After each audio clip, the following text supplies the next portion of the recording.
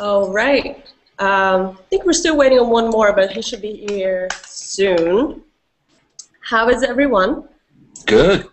Good. Awesome. So first of all, let's just make sure that everybody, if you're not talking, just mute your microphone so we don't have background noise. So welcome to the Reverb Hangout. This is our first Hangout ever. So if I seem nervous, I am. And if you hear an accent, I do have an accent. I'm from Brazil. So that's that. And I'm right here in the ReverbNation headquarters, which is in Durham, North Carolina. And I am the community manager for ReverbNation. So I basically manage the community on the social media networks, Twitter, Facebook, Google+, Instagram, Pinterest, you name it, blog. So in our first Hangout, we're going to have 3 guests. And by the way, this Hangout is going to be totally informal, very conversational. We do want you guys to ask questions. Oh, Hisham made it over there. Welcome, Hisham. Yeah, it's okay to be muted right now. I will unmute you guys soon. Feel free to ask questions, but I'm going to ask 3 things from you guys. First of all, it's, again, mute your microphone if you're not talking. Second of all, go ahead and reshare the link to this Hangout so we can get as many people as possible here. And third, feel free to ask questions to our guests, as long as they're like social media related, you know, about what we're talking today. But if you have questions for ReverbNation that's about support, please direct that to our support team at support@ReverbNation.com. All right, without further ado, let's go ahead and introduce our 3 guests.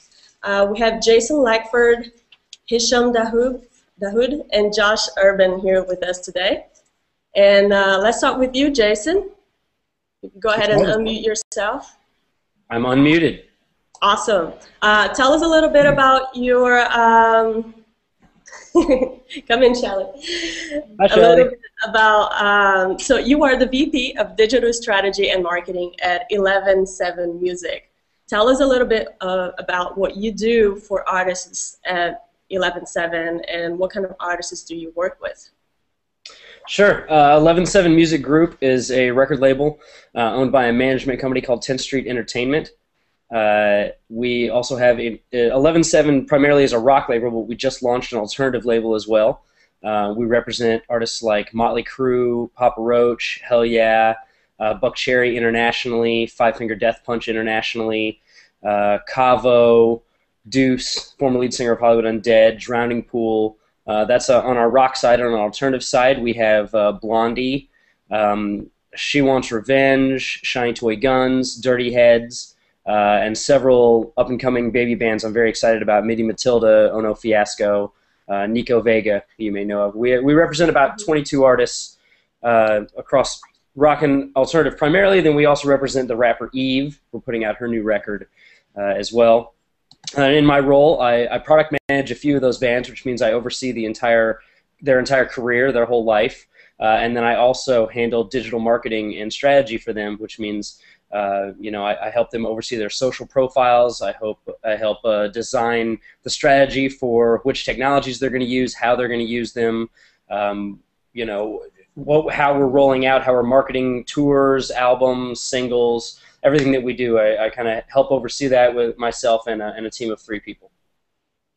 Cool. And yeah, that brings me to my next question. So besides working with that, you're also a musician yourself. You're the lead singer of the metal band Alkilia. So I wanted to know, like, how do you use social media for your band and at work?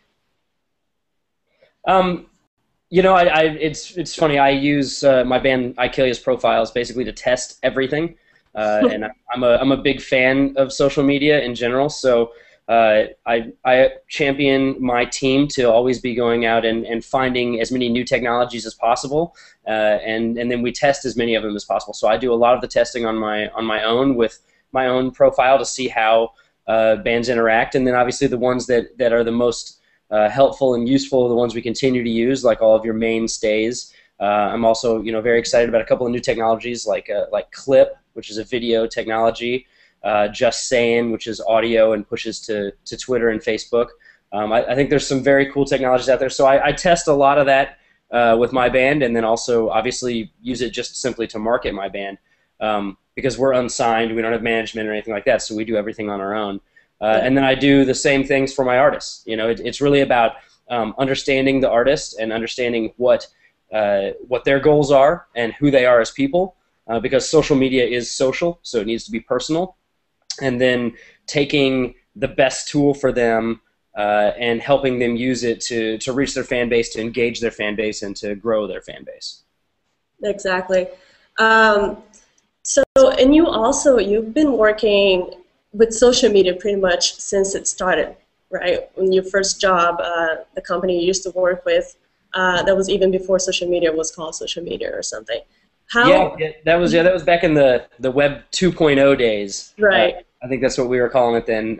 Years ago, I got started with a marketing firm in Brooklyn that specifically marketed social media and artists. It was started by an artist manager who was a smart guy that realized the power of social media and what was happening. And so we started a firm that specifically did that. We became experts in social media and in emerging technology. And we went out and talked to every new technology that was out there, and then also developed relationships with artists who at that time didn't, a lot of the labels and management companies, there were some very forward-thinking ones, but many of them did not have a good social strategy in place. They had MySpace pages, but they didn't understand how to engage with people, and they definitely didn't understand a lot of the new tools that were coming out at that time. So that was exciting. You know, we got to, be first on the ground with a lot of cool technologies that people know now, like Eventful and Twitter, and SoundCloud and a lot of cool things like that. But and then obviously a lot of technologies that didn't quite make it through the bubble either. And also we were actually, I believe, the first digital agency of record for ReverbNation, which is how I met you fine people. Okay. Related to that, like, how has social media changed? Like, what's the biggest difference from back in those days and today? It's changed significantly. I would say the biggest difference is that, especially in the beginning, social media was never actually the artist. It was almost never actually the artist or the person directly engaging and doing their own work. They were hiring agencies. They were having other managers. They were having other people come in and do the work. And the tools, things like Twitter especially, was a big turning point because of the fact that it's so simple and can be done directly from a phone. And since it's 140 characters, it needs to be a little more of a personal message. It needs to be a little more direct. That really turned the tide, and that put artists in a position where they kind of wanted to control their own social aspect. That's definitely the biggest change, the fact that it's more actually the artists doing it now than it was before. And then I would say behind that, the next biggest change is the fact that there are just so many more tools, and there are so many more ways to connect directly with the fan. That's something that that the music industry especially is not ever really been used to. It was always you sell to a store, and then the store sells to the people. And social media has really allowed the fan to talk directly to the artist. Cool. Thanks, Jason. Yep. Let's talk to Hisham Dahoud now. Hi, Hisham. Just make sure you unmute over here on the right-hand corner, red box. There we go. Hi, everybody. Hi, how are you? Good. Another Good. visit. Where are you right now? San Francisco? I'm in San Francisco, right? Cool. So Hisham, he's a musician. He's also a digital strategist at Fame House, and he's also a writer at Hypebot, which is an amazing source for music industry tips and news. So Hisham, just introduce yourself. Tell us what you do at Fame House. What do you do for artists there? Sure. So Fame House was a company that I helped start here in San Francisco. We now have offices in Philadelphia and San Francisco. Essentially, Fame House is a digital strategy, marketing, and management agency for artists, labels, brands, technology companies, but we primarily take the digital and mobile off the plate of the artist and manager. So anything that's digital in regards to how artists connect with their fan bases and obviously monetize their careers goes through us. That could be anything from website development to social media marketing and management, obviously, the discussion of today's topic, e-commerce strategy, general consultation, digital partnerships, anything and everything, kind of like a one-stop digital shop. We come on board as the digital marketing team of, say, an independent artist or a label. And we work with all kinds of artists from the top down, essentially. The stuff we do, we work with, Pretty Lights, DJ Shadow, Shady Records, Eminem's label, Amanda Palmer, Richie Houghton. Like, we work from genres from all over the scope. We also work with cool technology companies like Deli Radio, which is a mobile app and desktop browser that plays music based on who's coming to your town. We've done stuff with brands like Stella Artois, so it really kind of depends on who we're working with. But essentially, we act as the digital marketing and digital strategy team for an artist or a label. Cool. And recently, you went on a tour called Control Beyond EDM, and you were you didn't go as a musician. You went as the social media strategist for them, right? Yeah. How did you how did you plan the social media aspect before you went there? It's funny you say plan, because I was informed of the tour 6 days before it. I was already in New York City, and then I got an email saying, "Do you want to go on tour with Richie Houghton, Loco Dice, and Golden, like the biggest DJs in the world, like literally." So I didn't really have much prep, but there was already a Facebook page kind of established, but it wasn't very active. It wasn't like branded well, and with that, fans kind of noticed that. People kind of tuned out a little bit, and that was the only thing that was on the internet, was just that Facebook page. So I met with the whole Control team, which was an 18-crew team, and decided to utilize 3 primary social networks, but each in their own kind of different way, considering that there's different audiences on all of those and they're receptive to different types of content. But more than anything, we needed to give people compelling reasons to follow all 3 networks. Otherwise, what's the point of regurgitating the same information across 3 networks? Right. So that's very important. Sorry, just highlighting that importance, that saying that each network has different audience, so you should treat them differently. Right, and then in terms of the way they consume their content, it helps to kind of play to that. So, in the case of Control, which was a music tour, but it was also an educational tour, and we did 17 cities and 20 dates, and then during the college campus or university to give a lecture on the current state of electronic music, or EDM, as this kind of new term is, not exactly new, but this term that's kind of thrown over all electronic music. And we were touring with some of the biggest pioneers in techno and electronic music to kind of give a background to this new generation who's receptive to electronic music. So it was double duty, daytime lectures and evening shows. So to supplement all that information every single day, we used Facebook as kind of the primary hub. Facebook, after all, is still like the biggest party in terms of social networks. It was a place where people had all the official announcements, as you might expect, but also a place for me to kind of post real-time content. So I would attend all the events, all the shows, take photos on stage, and post them immediately to the internet to let people know that, for example, we were live streaming Richie Houghton's set tonight. Here he is, taken seconds ago. Like, he's on right now. Go check it out. At the same time, we wanted to give people a reason to follow us on Twitter. So the lectures were closed to the public during the daytime.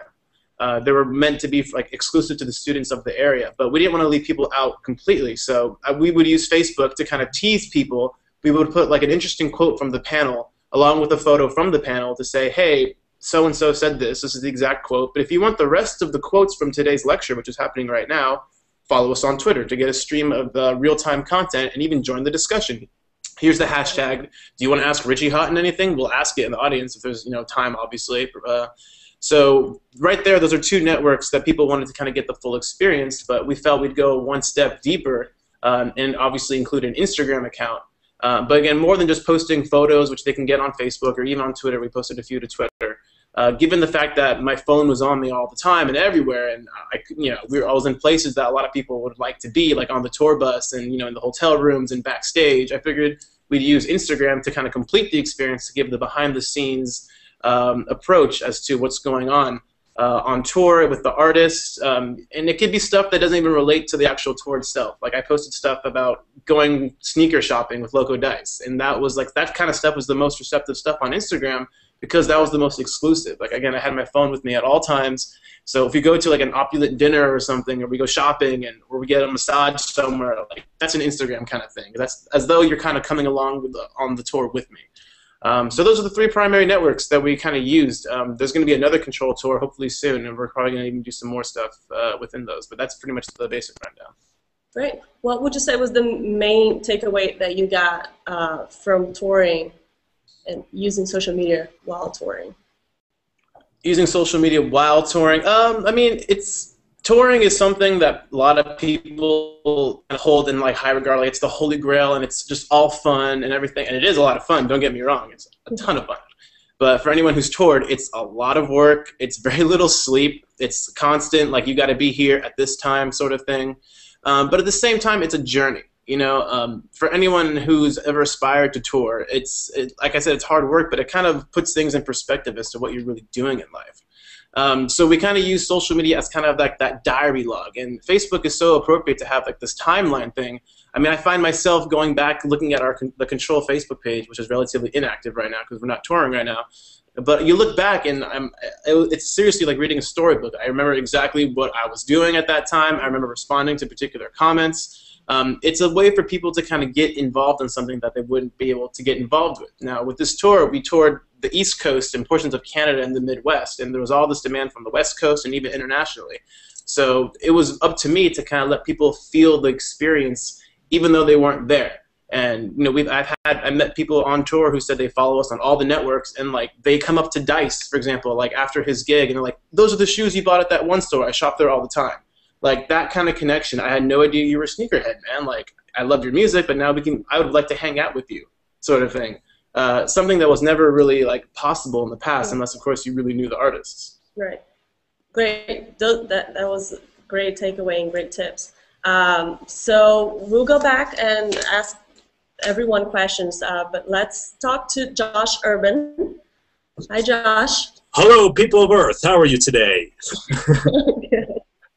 Josh always makes me laugh. So Josh is, you play rock and blues, right? I do. And you live in Washington, D.C.? Near Washington, D.C. It's cooler to say I live in because I live in the suburbs, and suburbs are not a fun place. You know, they're not gritty enough to be glamorous. You know, so they just kind of blah all the time. But right, that's cool though. So.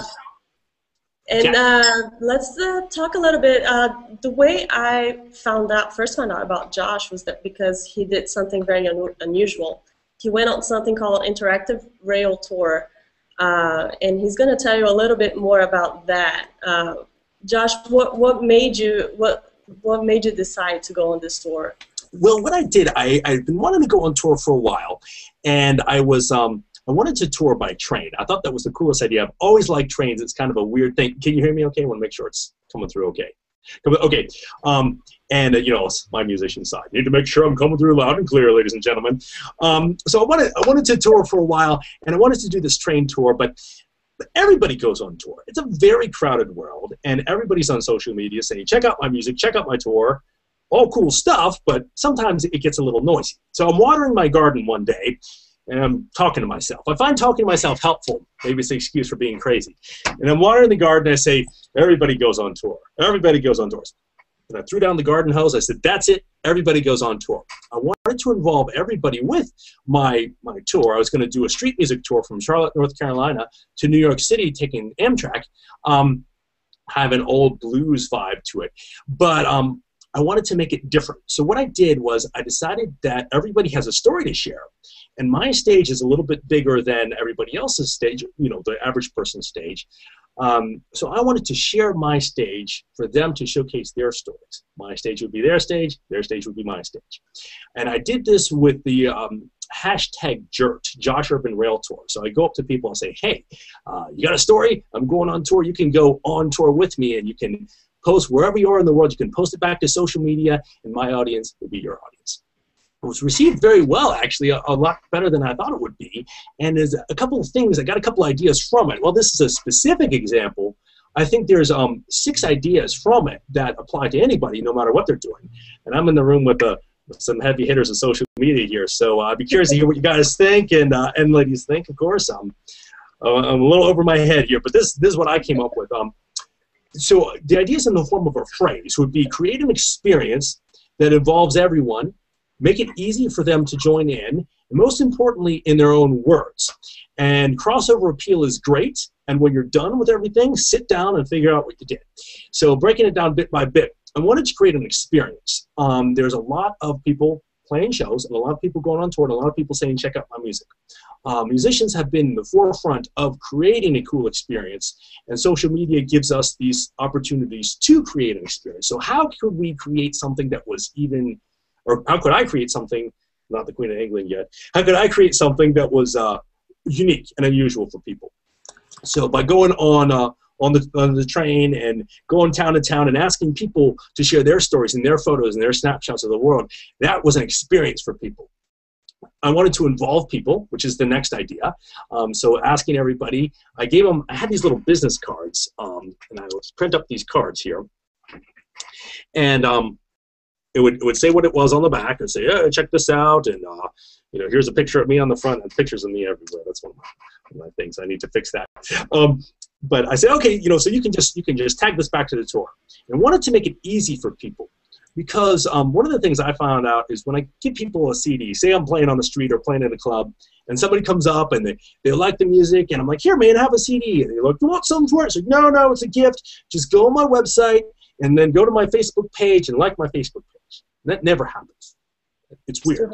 Yeah, it's too many hoops. So, but people like to take pictures of things they find, right? And I was definitely something to find. I'd be sitting there in my little fedora, jamming on the street, usually sweaty because it was in September, and they'd be like, "Oh, cool! There's a guy, right?" And they'd take a picture of it and be like, "Hey, wait! Before we post that on Instagram," I'd hand them the card and say, "Hey, put this hashtag on it. You'll be part of a worldwide experience. And when I'm done, I'm gonna put all the pictures into a big collage." And they're like, "Oh, really?" I'm like, "Yeah."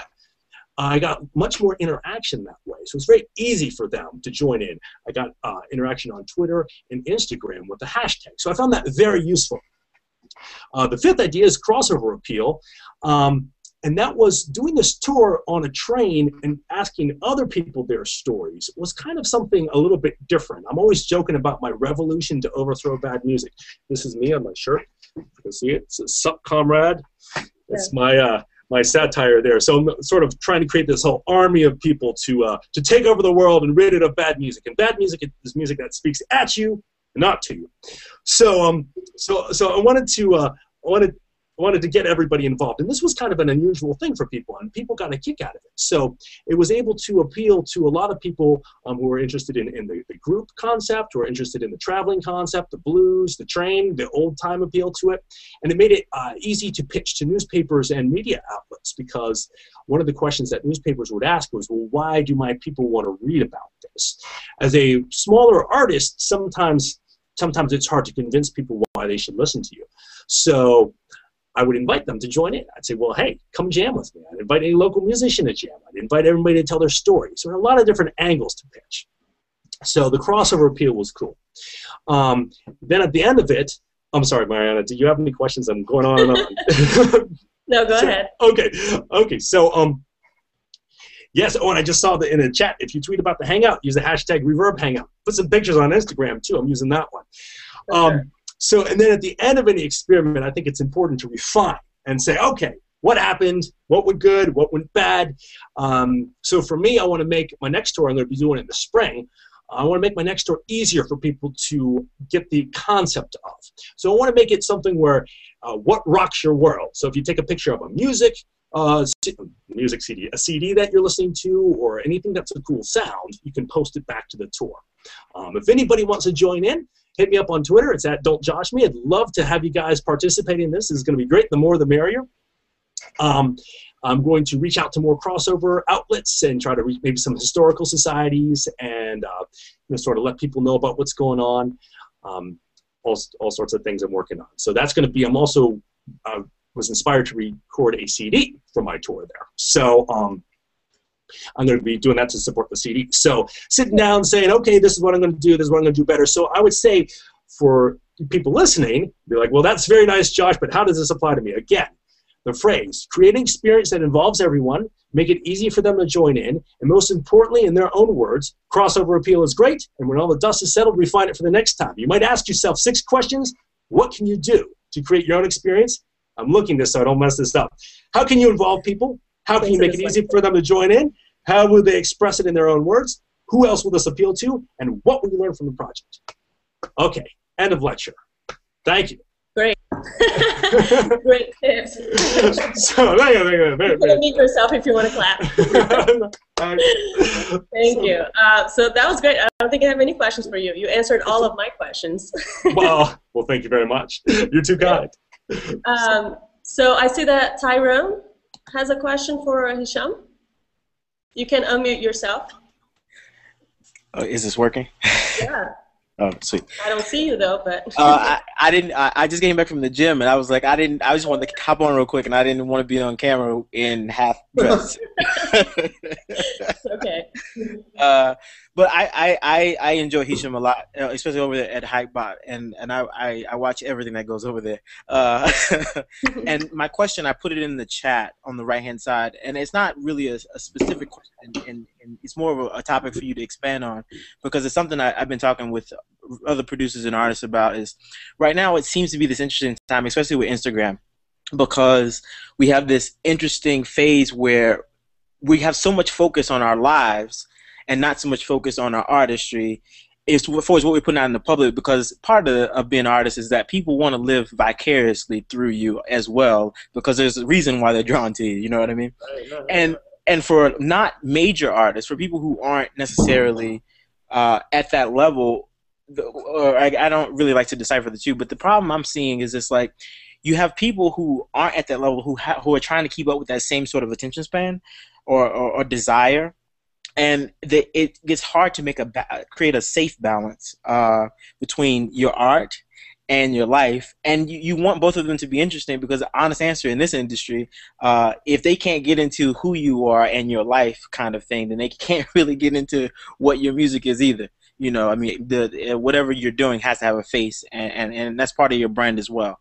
And so my question is kind of all of that in general. How you feel about this balance or lack thereof right now, and what do you suggest for, I guess, artists of each plateau level of success, or whatever you might call it, how they handle it in the future or going forward? Sure. And I just want to say, I'm going to kick this off, but I'd love to get the guests' thoughts as well, and this is kind of make this a roundtable thing. So it really comes down to a personal preference, obviously. And you seem to know what you're talking about already, man. Like, it is about. Well, like, I'm not new to this. I mean, I've been working in this a long time, but I'm curious because I want to be successful, and I want other people to be successful, and this is a major problem that we have right now. So.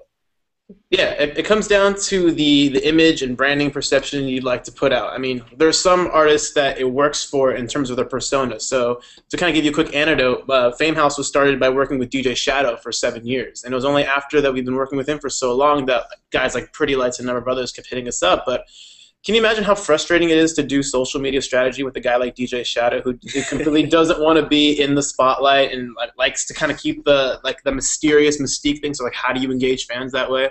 Right. But that was part of his persona, because when he did make certain announcements, it was a big deal. But then again, to your point, Shadow was an established artist from the get-go, and he kind of arrived on social media as already kind of established artist. But when it comes to like your balance of like sharing your artistry and your personal life, I think there has to be some sort of fine balance where people can kind of relate to you in ways that expand beyond your art. In the case that I gave with Loco Dice, I mean, I didn't know he was into sneakers, into streetwear, and I'm kind of into that. So when I got to know him on tour, I really felt like a stronger connection, and I kind of encouraged him to kind of do that more with his fans. And it was evident, because not only were people coming up to him like, I didn't know you were into that sort of thing, people were coming to like our shows at Webster Hall in New York City and like giving him sneakers, no joke, like, please, like, take these Jordans. I run a shop. Like, I would love to have you just wear these kind of thing. They're bringing sneakers for him to sign. Like, it doesn't really like, he makes great music, but it doesn't really matter at that point, because they're connected with him on a different kind of level, the level that they kind of want to hang out with him at. You know, right. So like, it comes down to like using the network properly. If I follow you on Facebook, I don't want to see you posting photos of dinner every night. You know, like, it just right, like exactly. what's the point of that? But if I follow you on Instagram,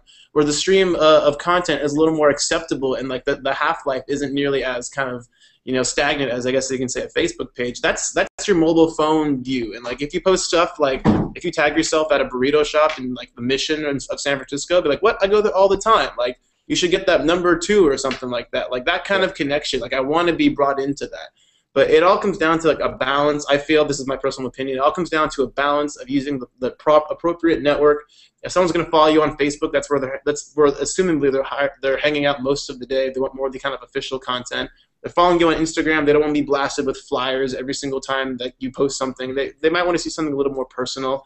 It really comes down to, again, that balance, but I think there should be a personal touch regardless. Even some of our biggest artists, like Richie Houghton, for example, always post photos of him like drinking sake somewhere. Like wherever he goes, he's got to have sake. So whenever we go to a show, people give him sake. Would love to have sake with them. Like it's part of like a package and experience we bring. Another artist I work with has a greeting card company.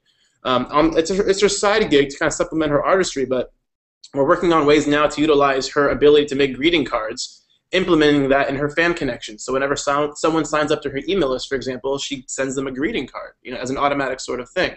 So it taps into what she does on the personal level, but also enhances the artistry side of things for a deeper connection. Does that make sense? I mean, I dig it all. I'm just, at the end of the day, for me, I'm always trying to, all of these particular things, I'm always trying to keep a perspective on what is helping you as an artist, or what is helping you as somebody who's seeking fame, or is it what trying to apply the right techniques. And it sucks to have to think about it that seriously, but the fact is that we do have to think about it that seriously. And at the end of the day, I just try to watch others. I have a lot of friends that have an extreme following, and watching some of the things that certain people do versus others, and what effect it has on their ability to, at the end of the day, their ability to sell, because that's what we all for sure. And it's funny, like when I was on this tour with these artists on the Control tour, many of them were European artists, and they didn't even know about Instagram or anything. And the beginning of the tour was such a hassle. It's just like, you've got to do something. Like people want to hear from you. Like Richie Houghton had an Instagram account with 4,500 followers that he wasn't even managing. Some other fan made that for him. And everyone thought, including myself, that was his official account. You know what I mean? Right. So it's almost like if you're at a certain point, if you won't be on there, someone else will be on there for you. You want to control that. But at the same time, what I stress is that, guys, this should be like fun at the end of the day. Like it's supposed to be social media, social being the key word, integrating this into your lifestyle. Some of them went a little overboard and Instagrammed the hell out of everything. But the point is, it's like once they got the hang of it, they saw the fan reaction and the connectedness, they just couldn't get away from it. So, and the same thing applied for the DJ Shadow example I gave. I remember when he posted his first tweet, his first Facebook post, like on his own, and people were like, "Is this really Josh Davis?" And he's like, "Yeah, that's me." And now he can't get off Twitter. Like he's actually actively using it. So it really kind of depends. What are some of the other thoughts from some of the other guys here? No, I actually. I agree with you for the most part. I think that it comes down to each individual person and kind of where their comfort level is. And I think that what you said about learning to use each technology, for what is engaging there is good. With my artists, I advise pushing a little bit of the content. I think a little more ubiquitously than what you're talking about. For instance, we've had a lot of success with those personal photos on Instagram being pushed into Facebook as well. So we mix those, but it really comes down to what your fans are responding to. That's one of the exciting things about ReverbNation. It gives you such great analytics to see what's happening when you're talking to your fans, and Facebook has their own analytics as well. YouTube has their analytics. Some of the other ones like Twitter and Instagram aren't as far up as far as giving you deep analytics, but they show you how many likes you get and how many comments you get. And obviously, I advise my artists to look at those things and say, okay, what got the most likes, what got the most comments, and then when you start seeing what people are responding to, then you can continue that, and that's what will ultimately help you either grow your fan base or continue to generate a deeper engagement. But it's always about personal, and it's always about what's right for you. What's right for you and for your Jason, fans. not to cut you off, one of the most interesting things I think is that sometimes, and this is the reason why I asked this question, is that what seems to be happening is that there's so much, speaking of analytics, you get so many numbers or higher numbers based off of things that generally speaking have nothing to do with maybe your artistry, or maybe more to do with the being interested in living vicariously through you with who you are. And I guess that's why I really wanted to ask the question. It's just I just wanted to get, because and it happens a lot, and I see this with major artists. I mean, just the other day I had this conversation with Janelle Monáe, and like she talks about how when she tweets out certain things, she can tell the difference between the response she gets from her fans between musical stuff compared to just what she's doing from a life perspective. You know what I mean? And Absolutely. So I guess that and that's my thing, is that I just wanted to throw it out there because I wanted to hear some other thoughts on the idea, and that makes sense. Yeah, it's just about the person and how they want to engage and where they feel comfortable. The unfortunate reality is that social media is here and it's not really going anywhere. You know, there are some people like you know, one of my favorite bands is Tool, and they've done a very good job of in their career of being very mysterious. You know, I don't think they've done a press photo or a photo shoot probably since the late '90s. And they are not on social media, and their website was built sometime in the late '90s and still runs on Flash. Wow. You know, I mean, they're very arcane on that, and they have the luxury of having a large enough fan base that they don't have to dive into social media. But the reality is, you know, there's a whole group of kids coming up underneath that have no idea who Tool is and are not engaging with them and have no ability to understand that. So if you're going to be an artist active in the realm today that doesn't have the benefit of having sold 12 million records before 2005, you got to be involved. There's just no way around it. Yeah. Cool. Thank you, Jason and Hisham. Josh has a similar question for Jason, which is, I'm sorry, not similar question. It's a similar question to what I had. Video sharing. I mean, video, YouTube, Vimeo, Vivo, it's a growing market, especially this year. Everybody's saying that it's going to be like one of the main social networks. And Jason, you told me that you use YouTube quite a bit. Yeah, I mean, you asked me, what my favorite social network was outside of Facebook and Twitter. Yeah. YouTube is definitely, when it comes to music, I feel like YouTube is definitely the most important one, just simply because, analytics will show this, and just going to a high school and talking to kids will tell you this. That's where kids find their music. That's when they think of, actually the bass player in my band, one of my best friends, is an elementary school music teacher. And when he asks kids, hey, what song have you heard? Or when they go to look for songs, they just immediately go to YouTube. That's their Google for music.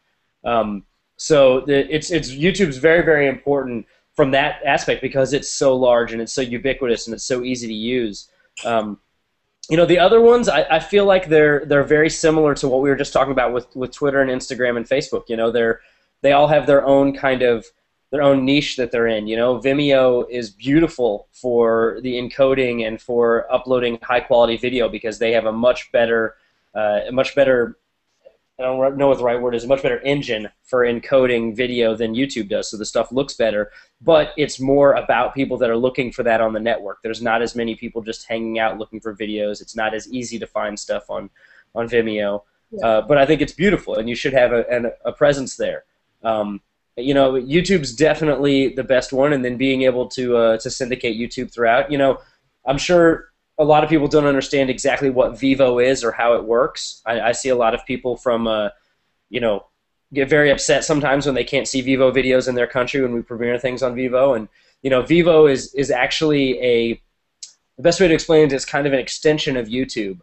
It's a partnership between Sony and Universal, the two major labels, to be able to remove their content and any content distributed from them out of the YouTube network while still being able to be seen in there, because YouTube was basically having to pay royalties on all of that music, and that got very expensive.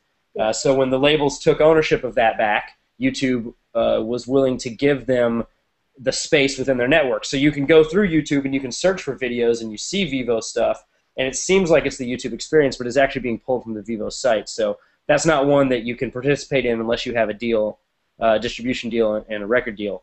But, I mean, definitely YouTube is the primary one, but video is, in my opinion, one of the most important things for the future. When you just look at the amount of time that people spend watching videos, the amount of time people spend versus, listening to songs. Perfect example, Eve, we've had her new song, She Bad Bad, out for, I don't know, quite a while now, probably about 6 or 7 weeks. And it's been getting, decent streams, kind of tepid response. We put the video up last week and got 1 million views in 6 days. And people are still not loving the song necessarily, but they wanted to see the video. We got so many more video streams than we got song streams, and there are people that were not even aware the song was out when we've gotten more press on the song than we ever even got on the video. But people just love video. That's how people want to engage with it. Yeah. Josh, I see you just asked another question. I hope that answered your question, Josh. We have a couple minutes left. I don't know if you want to ask another question or if. Well, he asked about Tout. I can answer that. Yeah. Tout, I think, is cool. In my opinion, the jury is still out on whether or not Tout is going to be really around. Can you That's why tell us what Tout is? Because Tout is Josh didn't get to speak. Sorry, Josh. Tout is a mobile video sharing. It's basically an app. It's a network like Instagram, but it's specifically for video. There's a lot of those out there right now. There's Vidi, there's Tout, obviously. There's another one called Clip, which I mentioned earlier. Clip is actually, it's KLIP. That's my favorite, just simply because it's an easier process and it's an easier syndication to YouTube and Twitter and Facebook, which I think are where the majority of your people live and your audience lives. I don't know. I mean, it remains to be seen whether or not the public is really going to latch on to Tout and want to interact with it when there's a YouTube app on their smartphone too, and they can just go get all the content there. So I'm not sure on that one yet. Okay. Does that answer your question, Josh? Yes. Thank you very much. Do appreciate it. Great. My pleasure. And I just saw that there's a bunch of questions on our YouTube stream of this right now, but unfortunately it's already past our time.